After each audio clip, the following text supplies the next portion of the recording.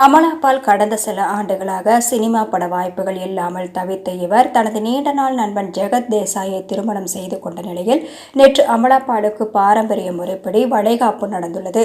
நடிகை அமலா பால் தன்னுடைய பிறந்த நாளன்று ஜெகத் தேசாய் என்பவரை காதலிப்பதாக புகைப்படத்துடன் அறிவித்தார். இதையடுத்து ஒரே வாரத்தில் அவரை திருமணமும் செய்து கொண்டார். அமலா பால் ஜெகத் தேசாய் ஜோடியின் திருமணம் கடந்த ஆண்டு நவம்பர் மாதம் கொச்சியில் நடைபெற்றது. இதில் நெருங்கிய உறவினர்கள் மற்றும் நண்பர்கள் மட்டுமே கலந்து கொண்டனர். திருமணமான 2 மாதத்தில் கர்ப்பமாக இருப்பதாக அறிவித்தார் அமலா பால். இந்நிலையில் அமலா பாலுக்கு கேரளாவில் பாரம்பரிய முறைப்படி குடும்பத்தினரின் முன்னிலையில் வளைகாப்பு விழா நடைபெற்றது.